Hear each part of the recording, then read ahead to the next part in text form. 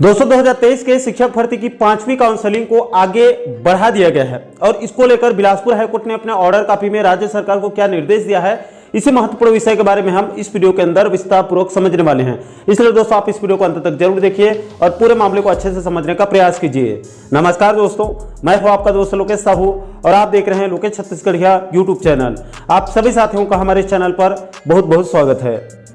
दोस्तों दरअसल पूरा मामला यह है कि पूर्व की भूपेश बघेल सरकार ने अपने कार्यकाल के अंतिम दौर में 2023 में ठीक विधानसभा चुनाव के पहले बस्तर और सरगुजा संभाग के जिलों के लिए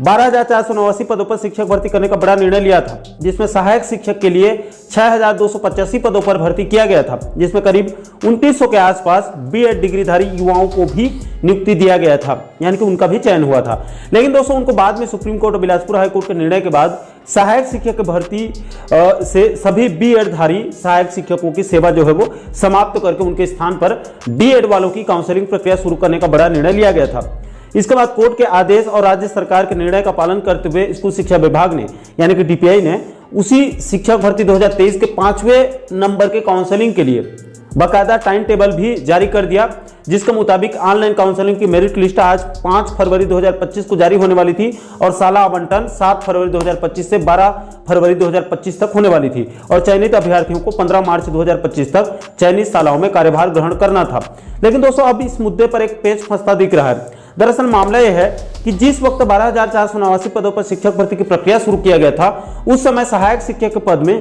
डीएड और बीएड दोनों को समान अवसर दिया गया था। इसलिए जिन अभ्यर्थियों के पास डीएड और बीएड दोनों की डिग्री और डिप्लोमा थी, उनमें से बहुत सारे अभ्यर्थियों ने डीएड होते हुए बीएड ऑप्शन को सिलेक्ट किया था, क्योंकि उस समय सहायक शिक्षक के पद पर डीएड और बीएड दोनों मान्य थे। लेकिन दोस्तों चूंकि अब बिलासपुर हाईकोर्ट और सुप्रीम कोर्ट के निर्णय के बाद सहायक शिक्षक भर्ती से 2900 बीएड वालों को बाहर कर दिया गया है और उनके स्थान पर सिर्फ डीएड वालों की नई काउंसलिंग और भर्ती करने का निर्णय लिया गया है। ऐसे में जिन सहायक शिक्षकों के पास डीएड और बीएड दोनों की डिग्री है, उनके तरफ से बिलासपुर हाईकोर्ट में एक याचिका दायर करके यह मांग किया गया था कि आज से होने वाले काउंसलिंग में यानी कि आज 5 फरवरी से होने वाले काउंसलिंग में जिन बीएड वालों के पास डीएड की भी डिग्री है, उनको भी इस काउंसलिंग में शामिल करने की मांग रखी गई थी, जिसकी सुनवाई करते हुए बिलासपुर हाईकोर्ट ने परसों 3 फरवरी 2025 को 7 पेज का एक ऑर्डर कॉपी जारी करते हुए बीएड वालों को थोड़ी सी राहत देते हुए, अंतरिम राहत देते हुए दोनों पक्ष के वकीलों से डिस्कस करने के बाद बिलासपुर हाईकोर्ट ने काउंसलिंग की प्रक्रिया को 1 सप्ताह और बढ़ाते हुए आज 5 फरवरी से शुरू होने वाले काउंसलिंग प्रक्रिया को 1 सप्ताह और बढ़ाते हुए 10 फरवरी 2025 से 5वें दौर की काउंसलिंग में बुलाने के निर्देश दिया गया है। बिलासपुर हाईकोर्ट ने अंतरिम राहत देते हुए अपने ऑर्डर कॉपी में कहा है कि अंतरिम उपाय करते हुए सभी याचिकाकर्ताओं को काउंसलिंग कार्यवाही में भाग लेने के लिए अपनी डीएड डिग्री पर विचार करने के लिए अलग अलग आवेदन दाखिल करने का निर्देश दिया गया है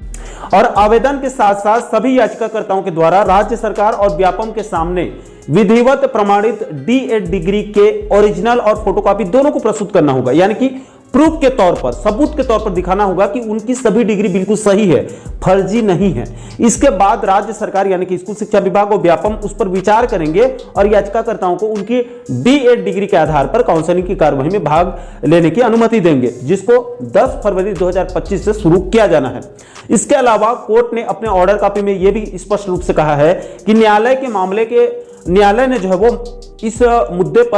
इस मामले पर गुण दोष पर इसका कोई राय नहीं दिया है और याचिकाकर्ताओं को उनके डीएड डिग्री का उल्लेख करने के लिए आवेदन दाखिल करने के लिए कहा गया है और इस पर अंतरिम राहत दिया गया है और उनको आगे उनकी योग्यता और पात्रता के अनुसार काउंसलिंग के लिए बुलाने के निर्देश दिया गया है। इसके अलावा कोर्ट ने अंत में यह भी साफ साफ कहा है कि इस न्यायालय के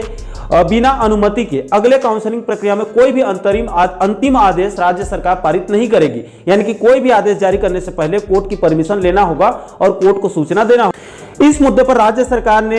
सरकार के वकील की तरफ से रिटर्न दाखिल करने के लिए 4 सप्ताह यानी कि 1 महीने का समय मांगा गया है और उसे 4 सप्ताह का कोर्ट ने समय दिया है और याचिकाकर्ता पक्ष को जवाब दाखिल करने के लिए 2 सप्ताह का और अतिरिक्त समय दिया गया है और इस केस की अगली सुनवाई 24 फरवरी 2025 को शुरू होने वाले सप्ताह में कोई भी दिन रखी जाएगी। उसका अलग से फिर डेट डिक्लेयर किया जाएगा। यानी कि इस केस का अभी निपटारा करके इसको डिस्पोज नहीं किया गया है, बल्कि अभी बीएड वालों को सिर्फ अंतरिम राहत देते हुए उनके डीएड डिग्री के आधार पर अभी सिर्फ अंतरिम राहत दिया गया है और इस केस की नेक्स्ट हेयरिंग 24 फरवरी 2025 को होने वाली है। तो दोस्तों, बिलासपुर हाईकोर्ट के अंतरिम ऑर्डर कॉपी का सार यही है कि शिक्षक भर्ती 2023 के 5वें चरण की काउंसलिंग प्रक्रिया आज 5 फरवरी से शुरू होने वाली थी, जिसमें सहायक शिक्षक के पदों के लिए सिर्फ डीएड वालों को काउंसलिंग में मान्यता दिया गया था और बीएड वालों को बाहर कर दिया गया था। अब जिन बीएड अभ्यर्थियों के पास डीएड और बीएड दोनों डिग्री और डिप्लोमा है और जिनका पहले सहायक शिक्षक भर्ती में चयन हो भी चुका था, तो उनके तरफ से हाई कोर्ट में याचिका दायर करके यह मांग किया गया था कि उनको भी बीएड के बदले डीएड डिग्री के आधार पर कम से कम इस काउंसलिंग प्रक्रिया में शामिल करने की मांग रखी गई थी, जिसको संज्ञान में लेकर बिलासपुर हाईकोर्ट ने उनको अंतरिम राहत देते हुए राज्य सरकार को निर्देश दिया है कि आज 5 फरवरी से शुरू होने वाले काउंसलिंग को एक सप्ताह के लिए और आगे बढ़ाते हुए 10 फरवरी से शुरू किया जाए और इन बीएड वालों को इनके डीएड डिग्री के आधार पर इनको भी काउंसलिंग में शामिल किया जाए और इस केस की अगली सुनवाई 24 फरवरी को फिर से रखी गई है। तब तक राज्य सरकार अपनी काउंसलिंग प्रक्रिया को कंप्लीट करके बिलासपुर हाईकोर्ट को पूरा डाटा सबमिट करेगी और आगे कोर्ट के अगले निर्णय के बाद फिर स्कूल शिक्षा विभाग भर्ती और नियुक्ति की प्रक्रिया को आगे बढ़ा सकती है। कोर्ट के निर्णय से ही यह भर्ती आगे बढ़ेगी, इसमें राज्य सरकार अपने मन से कुछ भी नहीं कर पाएगी क्योंकि यह भर्ती कोर्ट की निगरानी में ही आगे बढ़ रही है। तो दोस्तों, आशा करता हूं कि आप इस वीडियो के माध्यम से पूरे मामले को बिल्कुल कम शब्दों में आप अच्छे से समझ गए होंगे। दोस्तों, इस पूरे मुद्दे को लेकर, इस पूरे मामले को लेकर आप लोगों की क्या राय है, नीचे आप लोग कमेंट बॉक्स में अपनी प्रतिक्रिया आप लोग जरूर साझा कीजिएगा। और साथियों, आप आगे भी प्रदेश के इसी प्रकार का और भी अन्य महत्वपूर्ण मुद्दों पर, महत्वपूर्ण टॉपिक पर आप आगे भी वीडियो देखना चाहते हैं तो आप हमारे चैनल को जरूर सब्सक्राइब कर लीजिएगा ताकि आने वाले सभी नए वीडियो का नोटिफिकेशन जो है वो आप लोगों तक तुरंत पहुंच सके। दोस्तों, अभी के लिए फिलहाल इस वीडियो में इतना ही। मुझे दीजिए इजाजत। मैं मिलता हूं आपसे एक और महत्वपूर्ण टॉपिक के साथ, महत्वपूर्ण मुद्दे के साथ। तब तक के लिए जय हिंद, जय छत्तीसगढ़।